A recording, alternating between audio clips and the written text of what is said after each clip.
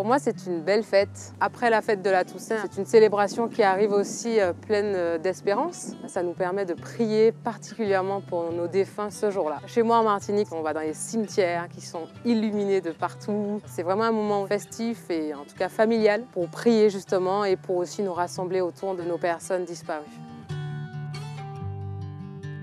Je ne dirais pas que j'ai peur de la mort. Je suis chrétienne, je crois que la mort est vraiment un passage de la terre au ciel. Mais j'ai peur de la souffrance que ça peut engendrer, que ce soit pour moi, pour mes proches. Et pour la petite anecdote, je me souviens qu'une fois après l'homélie d'un prêtre chez moi, il disait que voilà, c'était le plus beau jour d'une vie parce que c'est le jour où on allait voir Dieu. Alors après la messe, on discute de ça avec la famille et ma sœur se met à dire ben voilà, du coup si c'est ça, j'aimerais bien mourir maintenant.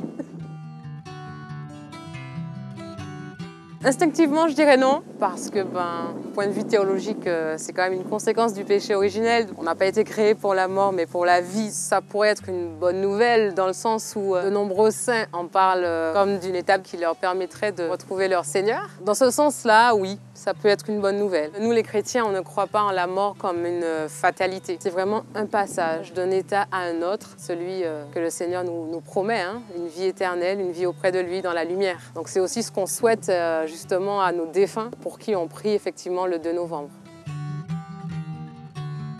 Un chrétien, c'est quelqu'un qui est vraiment dans l'espérance. Bien sûr qu'on a le droit d'être triste. On a le droit aussi d'être joyeux, et ça, je parle de mon expérience personnelle. Hein. Quand j'ai perdu ma grand-mère, elle avait fait de sa vie vraiment une vie de foi et elle avait vraiment une belle vie. J'étais sûre qu'elle irait auprès de Dieu. Beaucoup de gens étaient surpris de nous voir, ma sœur et moi, dans la joie le jour de la veillée mortuaire. Si on sait que la personne va auprès de Dieu et qu'elle sera heureuse d'une façon pleine justement auprès de Dieu, on ne peut pas être triste. Ce qui fait la tristesse, effectivement, c'est le manque physique notamment de la personne. Mais la mort, justement, c'est pas un néant.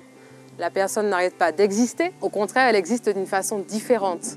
Et ça, voilà, l'accueil peut être difficile. Donc on a le droit d'être triste. Mais le chrétien, effectivement, ce n'est pas quelqu'un qui va se complaindre dans la tristesse. Elle va être temporaire, mais normalement, elle doit vraiment amener à l'espérance et j'ose espérer pour certains à la joie quand même.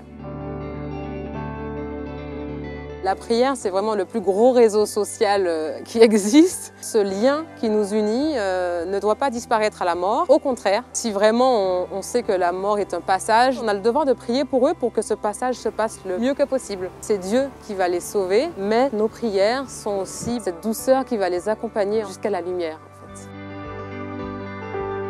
Oui, en tout cas, l'Église soutient, ils prient aussi pour nous. Ils sont vraiment des intercesseurs. On leur demande de se tourner vers le Père et de demander au Père des choses pour nous. Ils sont vraiment là. Voilà. Et ça, vraiment, j'y crois.